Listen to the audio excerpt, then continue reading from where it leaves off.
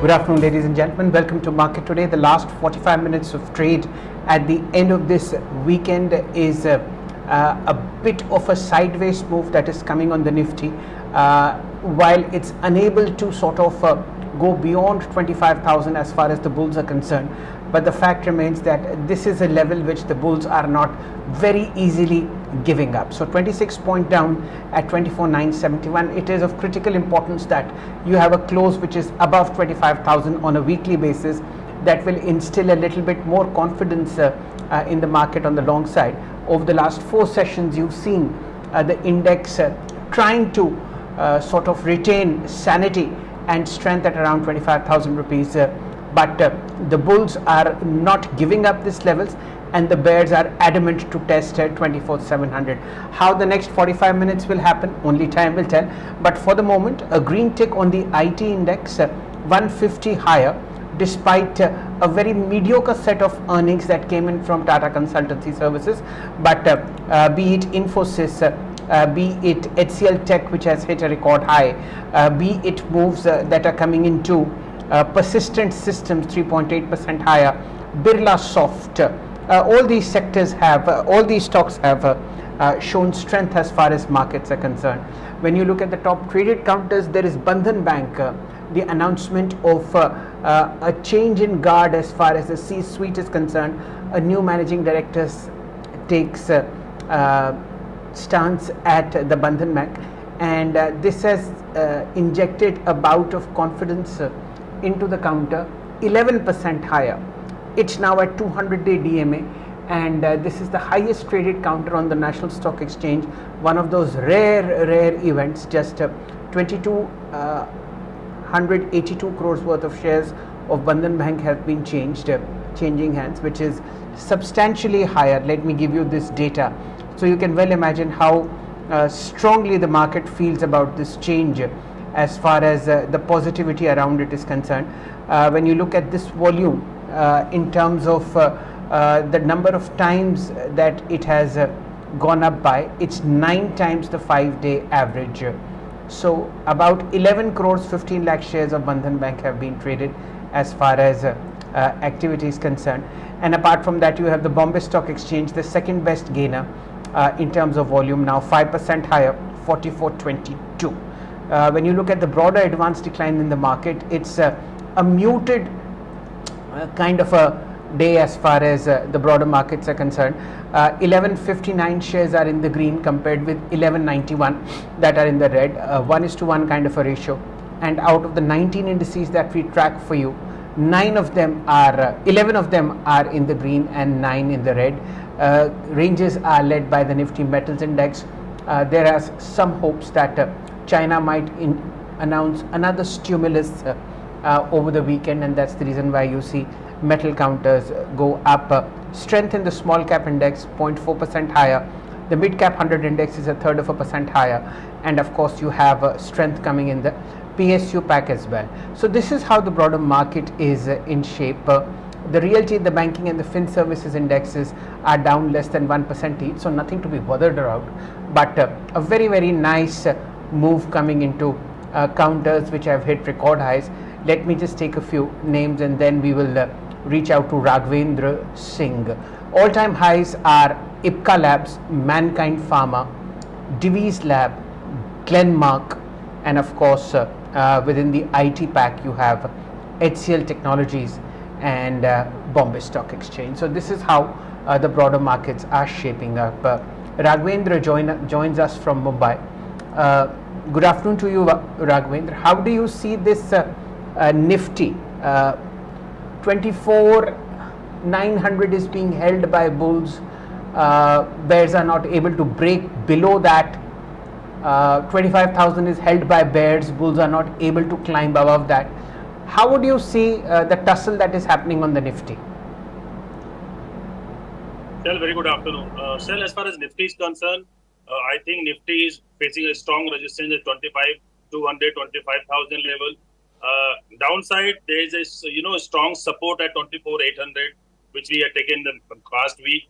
So I believe this week, the coming week is very important as far as Nifty is concerned, and I think 24,800 if we manage to hold, then definitely we can take on the higher side up to 25,300, 25,400. Shall actually the kind of movement we have seen in the broader market is not looking very good. I believe people are selling on the heavyweight stocks like Reliance, HDFC Bank, and FIs are also not very much bullish in these stocks. So I think Nifty can face a very strong resistance on the higher side, but on the lower side there is a strong support at 24,800. If we hold this, then it's okay. Otherwise, we can definitely test 24,400, 24,500 in the next week. Okay, fair point. Any stocks, Raghavendra, that catch your fancy?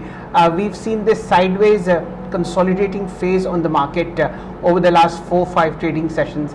As I have mentioned, bulls are not able to go past 25,000 on the upside, and bears are not able to break below 24,900. Any stocks that catch your fancy? Definitely, mid-cap IT stock, Persistent, and the MCX, and I think Trend. These three stocks have given a very strong breakout. Shall we have discussed this stock in the last week also? After TCS result, I was expecting some kind of selling pressure in the entire sector, but TCS is the winner, I think, and I think TCS is Persistent is winner. I think Persistent is going to deliver a fantastic result in the coming week. So I think Persistent, MCX is already given a strong breakout, and apart from that, Trend has given on the higher side above 200 EMA, and after that higher top higher bottom breakout on above 8100. So now these three stocks are on my chart, and I think these stocks chart are looking good. Okay, Persistent, ladies and gentlemen, is the top performing stock in the IT space within the F&O segment, up 3.5%, 3.8% as far as futures are concerned. Let's look at it from the point of view of open interest. Yes, 1.4% higher, and this is a lot size of about 200. So keep this one on the eye. The blowout that is happening is on MCX. Normally I don't chase momentum on the long side because it becomes very difficult for retailers to sort of manage that trade, but today as always, apart from many other days, 3.3% higher, accompanied by a rise of 4% on open interest. Raghavendra, would you want to comment on MCX? Definitely, BSC has given almost 200% rally in last 15-20 days, or maybe in a month you can say. But MCX is still 20% on the higher side. In the from past 2 to 3 months. Again, I'm expecting above 7,200 level in the MCX. So charts are really looking good, and I think 7,000 is not far away. Okay, that's a good thought process that you're saying. But remember, ladies and gentlemen, please keep an eye out on the excessive momentum that is there on MCX. Let me just point this out to you in terms of how the stock has performed over the last 3 months or so. On June 4th, which is a day which a lot of market participants remember with a degree of distaste, the counter was at 3,385 rupees, testing its 200-day DMA. In a span of 4 months, you are at 6,406. So please keep an eye out, especially retail investors who get attracted to the sharp momentum and often enter a good stock at a very bad price. And with that, let's just shift focus to what else is happening in the F&O space, which Raghavendra can comment on. Very sharp move coming in pharma counters. Granules India is the top performer, up 4.5%. Repair and rebuilding happening on the chart. Remember, about 2 months ago, the company had hit a 20% lower circuit because of the paperwork problems that it faced with US FDA on one of its plants. Today 4.5% higher, and this is short covering, which is a drop in open interest by the tune of 1.7%. Would you, Raghavendra, want to comment on granules? Absolutely, Shah, the stock has fallen in last 1 month around, from 750 level to 660 level to 550, 540 level. From that level, stock has taken a U-turn. I think closing above 600 for the granules has opened the new, cap on the higher side. So I think 650, 640 is the target for, granules India. I think this can be done in the next week. And once, 660, 650 level is broken, then I think granules can touch, above 700. So for me, keep a stop loss of 580, buy granules, hold it for 660. Okay, fair point. Some other stocks that are doing extremely well on breakout volumes are JM Financial, 3% higher, 149.3. You have a strong move coming into GE Transmission and Distribution, 1775. Very high volumes, although the counter is flat. And of course, when you look at the top traded counters, you see Usha Martin, 12% higher at 412. A sharp move coming into Triveni Turbine, 7% higher at 796. Tata Chemicals, 2.3% higher, 1178. Hindalco, and of course IPCA and Electra. These are the counters that are showing volume strength, they are showing price strength, and many of them are at record highs. Any counters that are slipping that I would like to mark in trade are Power from the T Group, down 5%, and this is the momentum play that I am talking about, where people get attracted to 3, 4, 5, 6 circuits, enter, and then pay a very heavy price. Kitex Garments, 5% lower, fairly decent volume. You have profit booking happening in Cummins India, 4% lower at 36.18. This is an interesting thought as far as the markets are concerned. Profit booking happening in Cummins. Raghavendra, do you track this stock now approaching 200 DMA? Sadly, definitely the stock has fallen, from 3800 level to 3600 level. But I don't think this fall is going to sustain. I'm expecting a strong bounce back, in the next week from this level, because there is a multiple support at 3600. So I think RSI stock is still also on the oversold side. So I think the stock can take a U-turn from this level. I will not suggest to sell at this level, but definitely one can buy it with a stop loss of 3570, 3580, and for the target of 3800. Okay. Anything on the long side that catches your attention? Maybe JM Financial you may want to comment on? Definitely, Salji. JM Financial, we recommended on your channel at 128, 120 level, now trading at 150 plus. Again, the volume is good, the technical parameters are good. Now the stock is, giving a strong breakout of the rounding bottom pattern. So I think if we are closing above 152, 153, stock has potential to touch 175. So stock is entering into the new zone. I think 175 is not far away. You can definitely see this in the next week, maybe by month end. Okay, that's a very good thought that is happening in. Nice break. Yes, sir. Yes, sir. Please continue. Yeah, so apart from this, I think, Aurobindo Pharma is looking good on the chart, and Sun Pharma is, hovering around 1900 from past few days.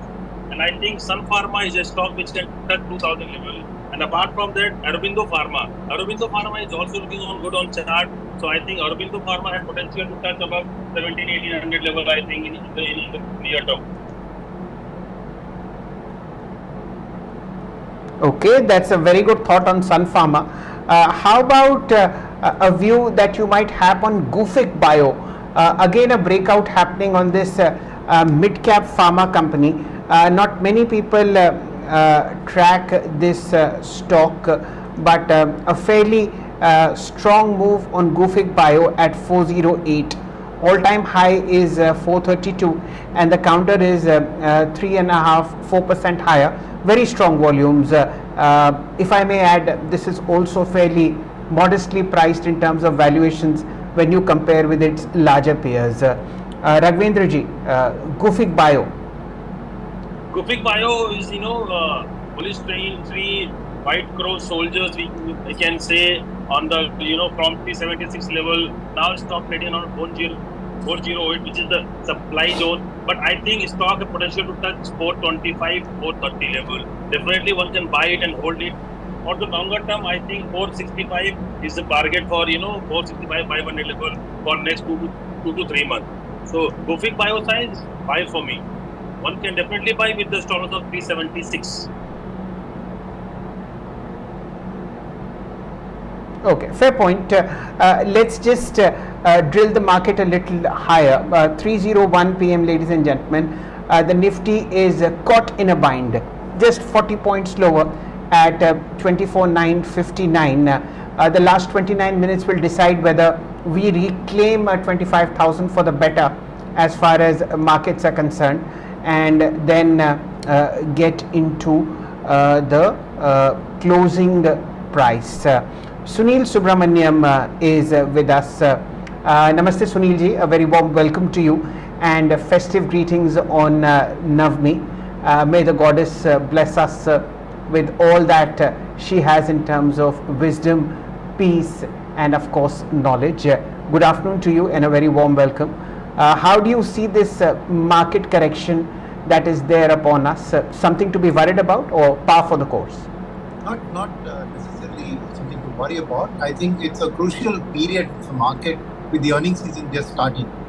Okay, so I think that this earnings season is important not purely from a quarterly earnings perspective, but from the guidance perspective for next year. As you know, this is the handover period for the market, where 1 year forward earnings of this year will now start getting discounted to FY26.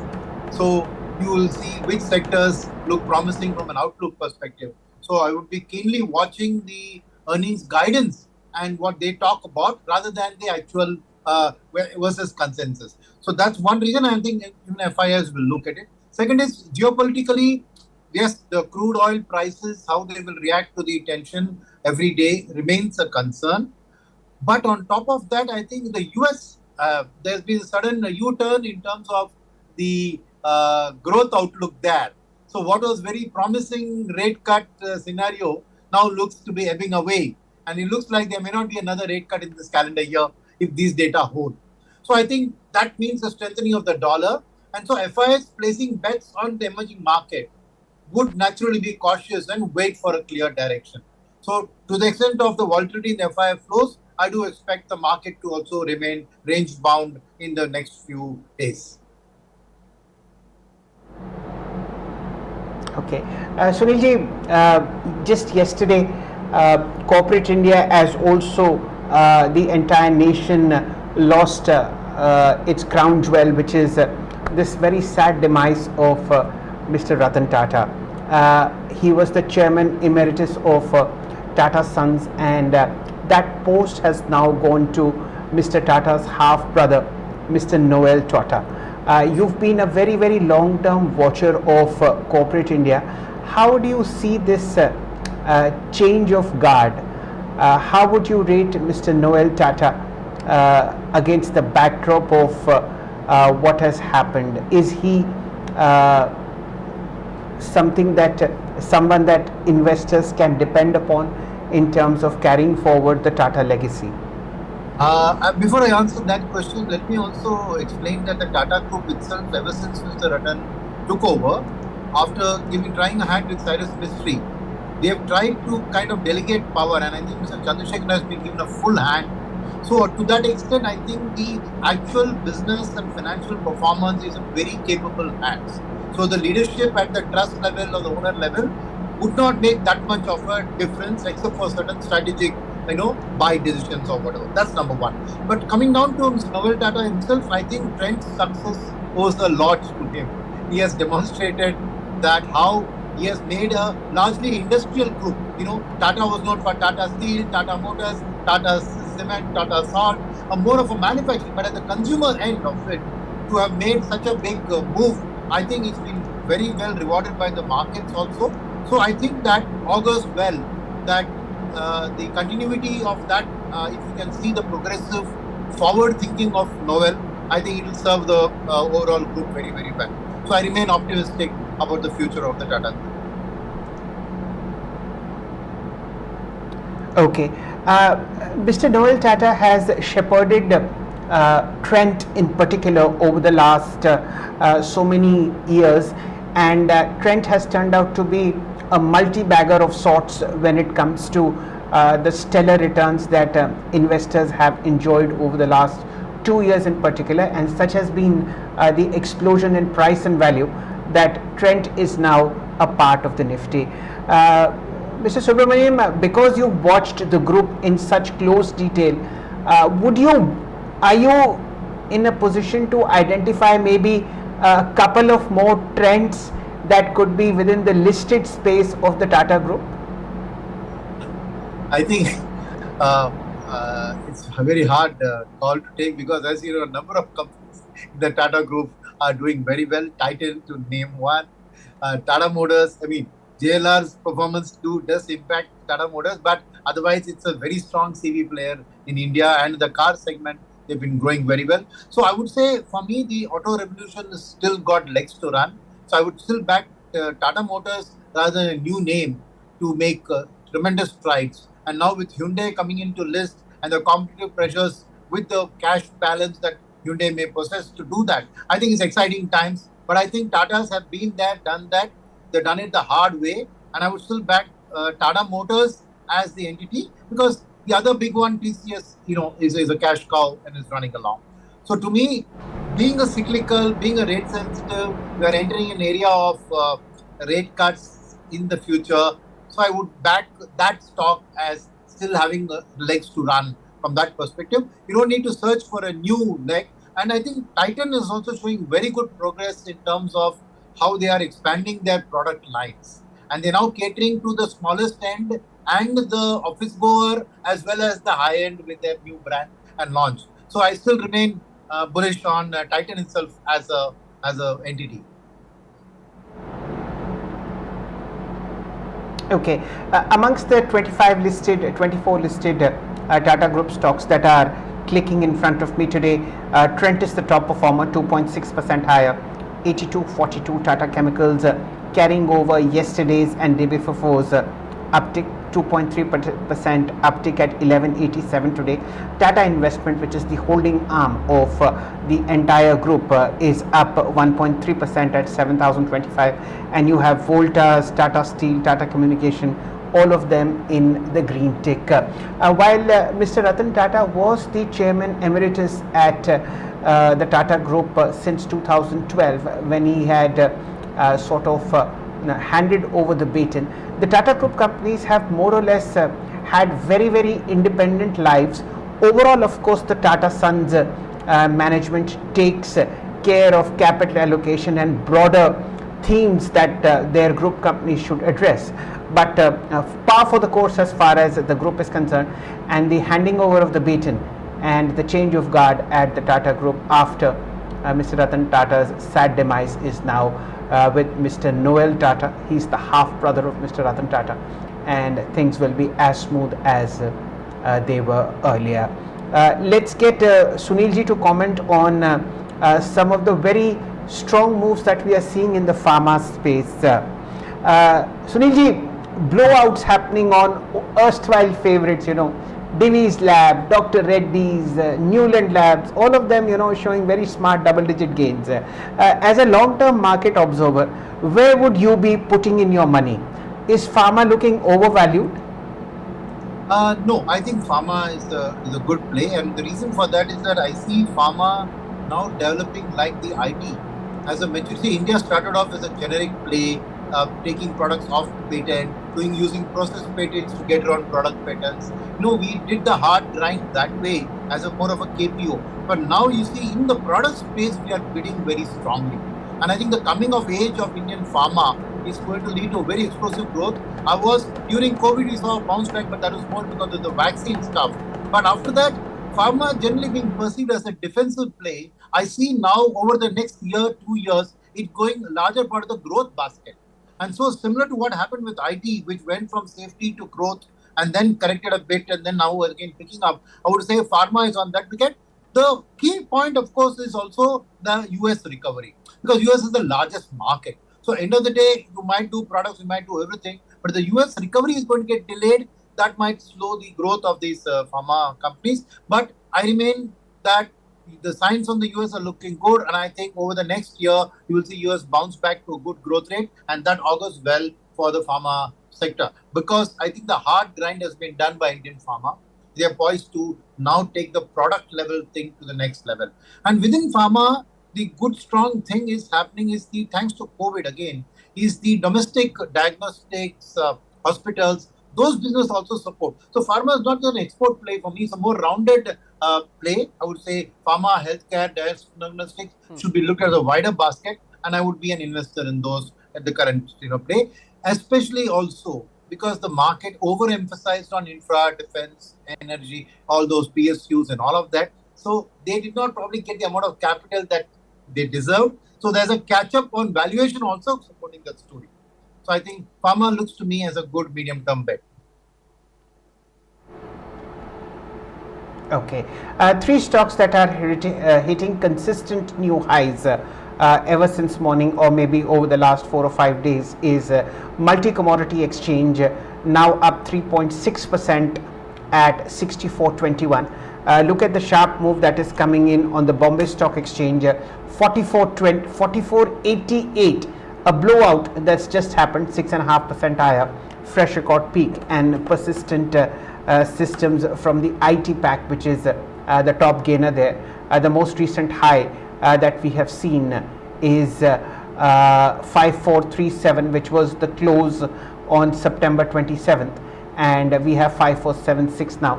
So most probably you will have a fresh closing high on this sharp outperformer as well. Erstwhile favorites, KPIT Tech doing pretty well as far as the prices are concerned. 1789, remember its competitor Tata LXC came up with a decent set of numbers yesterday, and buoyant prices on KPIT Technologies, 56 rupees higher. The most recent high on KPIT Technologies was 1903, which we've seen on 12th of July. So way off the mark so far, but momentum seems to be catching on the long side. Bandhan Bank, a change of guard, Sunil ji, at Bandhan Bank, and that's enthused a lot of investors. Ever since the morning, we've seen a blowout trade happening on Bandhan Bank, 12% higher. Do you think the enthusiasm that the market is showing on this new entrant is worth it? Very strong volumes, and consistently since the morning, Bandhan Bank has held back its gains.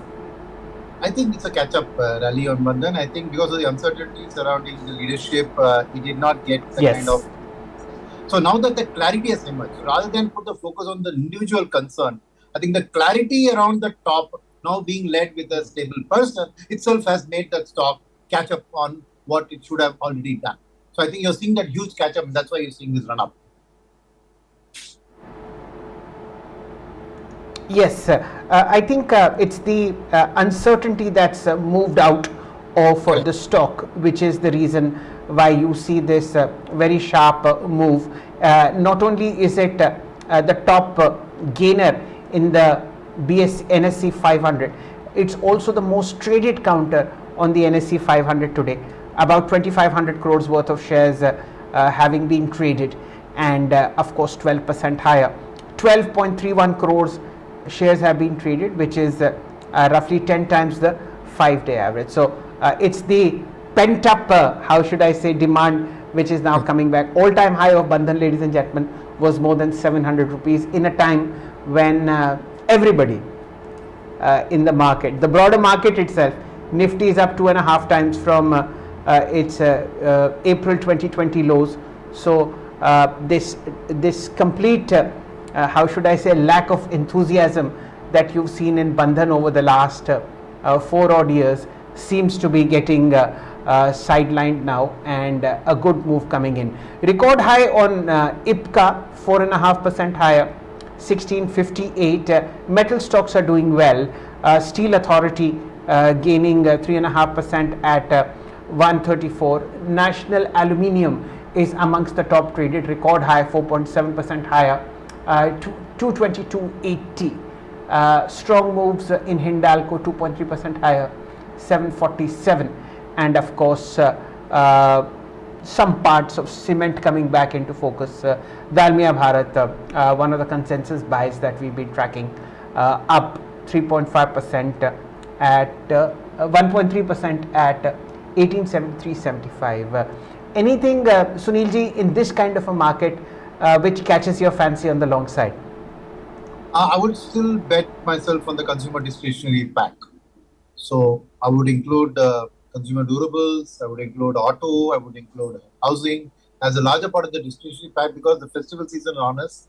And I think consumption hasn't got the kind of, what do you call about pent-up demand, right? And I think that the K-shaped recovery has taken too much attention, and people have generally been bearish on that space, I would say. So to that extent, I think that with this festival season, I do expect the K to turn into a V gradually, maybe a U first and then a V. And so I would say that allocation of capital would reallocate towards that space. And so it's a good long bet at this point in time. Okay.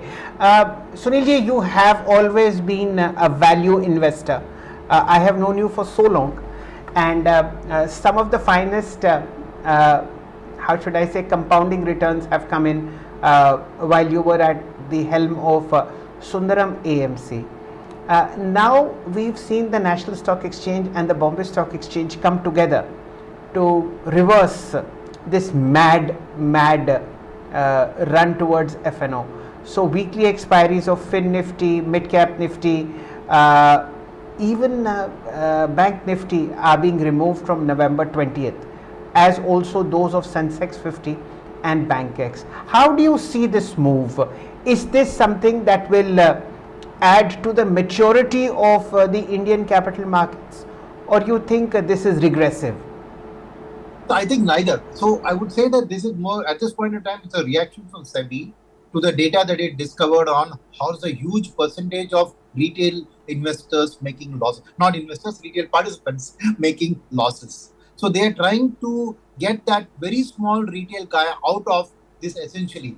So what I feel is that this is a signaling effect first, right? By SEBI announcing this and BSE and NSE implementing, it's a signaling effect, number one. Number two is the fact is that maybe the small retail guy will now find it harder. He'll have to increase the size of his bets and all of that. So you could see some amount of those retail guys probably now shift into mutual funds or whatever the like, right? That's one point. But what I feel is that overall, when you make these things tighter, there are a section of these people, and that's a significant section, who are essentially gambling at the stock exchange, right? I don't think they are investors. There's a gambling instinct. And when you look at the gambling cycle, right, and having spent some time in Singapore, I've seen how they behave. The more the losses they face, the more they double down on future bets in order to have that one big win, which will wipe out all their past losses. So by increasing the stakes of this, probably those inveterate gambler who are HNI, MNI are going to increase their bets because they want to recover the losses. So which then may not end up fully serving SEBI's purpose of this. But at the same time, let's remember one thing. While we are all beating this horse called F&O with a beat stick, they provide liquidity in the market. Let's not forget that when a fund house wants to sell a small cap stock or an FI wants to sell a mid capish stock, they don't take too much of those, but they do. There has to be some buyer. And unless there is somebody who is doing a kind of speculation there, you're not going to find buyers. Otherwise, everything will be either sell, or buy. So, to that extent that I think what we need is, the regulation should be for disciplining, but not to curtail. So, and we all know that when you then look at it with the lens of a gambler, the house always wins. Who's the house in this case? The broking houses and the prop books of the FIIs and the others. So, That kind of a situation is something that's true all over the world in all kinds of gambling related scenarios. So I think protecting the small retail investor from this kind of a temptation and getting into this path is what this would achieve to some degree. And that I would say is welcome, because these people should ideally be coming in through the mutual fund route to experience equities. That's, I think, very sensibly put, and that's the reason why you see at least this frenetic activity that you are watching on BSE, which is hinged on the fact that it might just get a higher market share in the cash market than what it already has vis-a-vis the NSE. You have outperformers in the form of CDSL, CAMS, KFintech, a couple of broker AMCs that are doing well. Look at HDFC AMC, UTI AMC. All these counters are exhibiting this move, which might be attributed obliquely to the shutting down of weekly expiries in 5 indices. So that's how it is. Look at NAM India, 9% higher. In fact, there is another data that has come in which shows that monthly SIPs are now topping above 24,000 crore rupees, and the biggest beneficiaries, of course, are the listed AMCs. So NAM India is up 9.5%. You have a move which is coming into wealth management company Nuvama, 5% higher. I would also like to watch JM Financials here. This is also an AMC. Plus a lot of other business, 5.8% higher, and no surprise that the back-end service providers of the mutual fund business, CAMS services, 0.5% higher, 45.17. You have a strong move coming into KFintech, 0.5% higher, 1,043. So that's the entire AMC broker space enthused by this rising SIPs. HDFC AMC 44.50, 1% higher. Sunilji, don't you wish Sundaram were listed? But it isn't. Within the AMC space, what would be your top pick? No, you see, the market leader should always be the top pick, because it's a very concentrated industry. The top 10 players account for 80% of the industry. The top 3, 4 account for 50%. So it's a very highly operating leverage. There's no financial leverage involved, but high operating leverage in the case of branches, sales force, costs. So the bigger you are, the more you're able to spread your things over the cost base, which is smaller. So the bigger ones are always going to be ones that are benefiting, and HDFC and iPro and those kind of names, and of course SBI also has the AMC there. But I think one important thing just to remember, going back to the beginning of today's conversation, is somewhere in the Tata investment thing, Tata AMC is also the embedded value of that is going to reflect in the Tata. It's not listed right now, but will. And your question on Sundaram AMC and listing, see, why do these companies list at all? As I said, they're operating leverage, they're not financial leverage, they don't borrow, they don't need capital really that way. The reason they do that is to reward the employees with stock options and provide some kind of a pay for performance kind of a thing, right? Now at Sundaram, I don't think that that was ever that crossed my mind in terms of when I was the managing director there, right? And so I don't think there's a need for capital. The capital may arise only if you look at an acquisition, you maybe want to use that to finance an acquisition, right? But that's $1 million question in terms of what's in the market. But I don't wish that it was listed, because you are then answerable to a larger public. See, you look at it this way, right? Owners looking to encash their value. Our owners, Sundaram's owners were not. They are always focused on the business and the core, and making money off the company through profits is fine, but not necessarily through market capitalization. So not in the near future. Like I said, sometime. Sorry. Yeah. What, Sunilji, one of the finest corporate brains whom you know very well, but will remain unnamed, once said that when the market is giving money, take it. Decide on what to do later, because when you need the money, the market will be very stingy. and take its pound of flesh in terms of either a higher equity dilution or a lower stock price. But when the market is generous, close your eyes and take the money. I agree. Later we will decide what to do with that money. I agree with that, where you need a fixed asset investment plans, right? Like I said, the AMC business is very asset light. So that's where I was coming from. Yes. Yes, absolutely. And you are absolutely right, sir. The main reason for AMCs to get listed is to retain talent by offering stock options. We've seen that happening in HDFC AMC. Some of the fund managers made a killing, a financial killing, but they were rewarded for their very long tenure in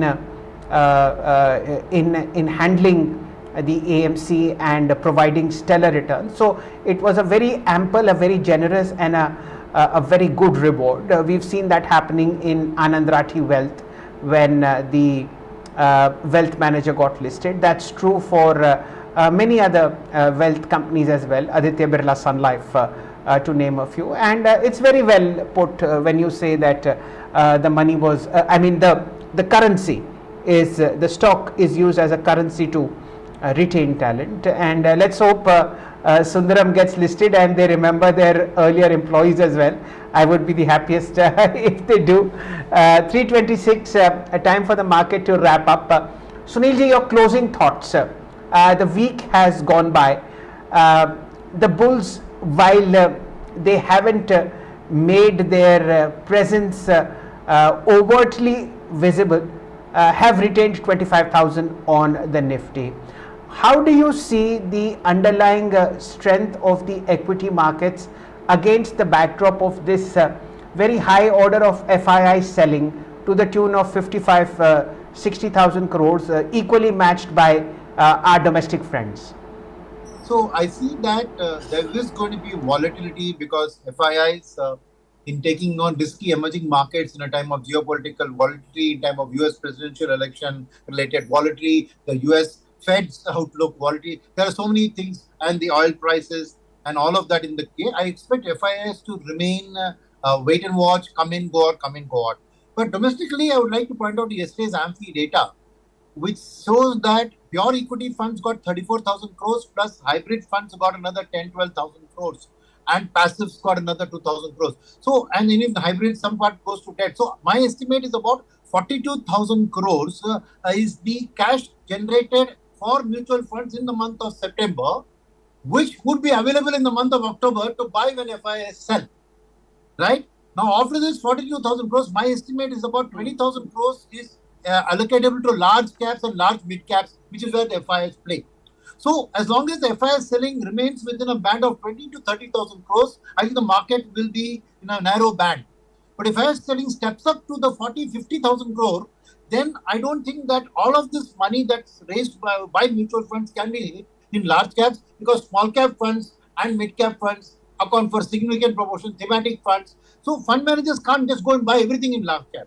So if the FII selling steps up above the 50,000 crore mark, expect a little more volatility in the market. But if it's in the 15 to 20,000 range, domestic fund managers have enough firepower to buy good quality stocks when FIIs sell it. So a range-bound market, in my view, is the immediate future. And the reason for that is also that, like I said, earnings season on a crucial handover period of the 1 year forward is upon us. So reading the commentary, guidance, understanding the sectors and reallocating that, fund managers may take their own bit of time to understand the data and then put the money. So expect a volatile October, but not too much of a correction, because there is enough money in the domestic market to support a buy. Okay, Sunilji, now I am going to ask the most difficult question, and you can't wriggle away now because SEBI doesn't govern you any longer. One stock pick for the next 1 year. For the next 1 year, if you ask me, it's got to be State Bank of India. Okay. With that, Sunilji, thank you so much for your time. As always, it's such a pleasure to talk to you. I hope to meet you soon when you are in Delhi next, or if I travel down south. Have a good weekend, my friend, and festive greetings. Thank you. Thank you. That, ladies and gentlemen, was the final call on the weekend. The Nifty sadly unable to go above 25,000, ended 24 points lower at 24,974. Nothing to be worried about, but a weekend close, a weekly close above 25,000 would have helped sentiment and helped the bulls on their journey up. But it's been a quiet day, low volumes, and the market has concentrated itself on cash counters such as Bandhan, such as Usha Market, Bombay Stock Exchange. To some extent, IT has flourished, 224 points higher on the IT index, 42,313. This is a change that came in despite mediocre set of earnings coming in from TCS, Infosys, HCL Tech, Wipro, persistent emphasis, KPIT Technologies, Tata Elxsi, all these counters shone brightly. Monday is when we resume trade, ladies and gentlemen. Let's hope that the bulls rest over the weekend and then again get their mojo up. Over the weekend there will be Dashera. Festive greetings to all of you, and let's hope that the victory of good over evil also works out in our own lives. May we be blessed by the mother, and of course may the good times flow. Thank you so much.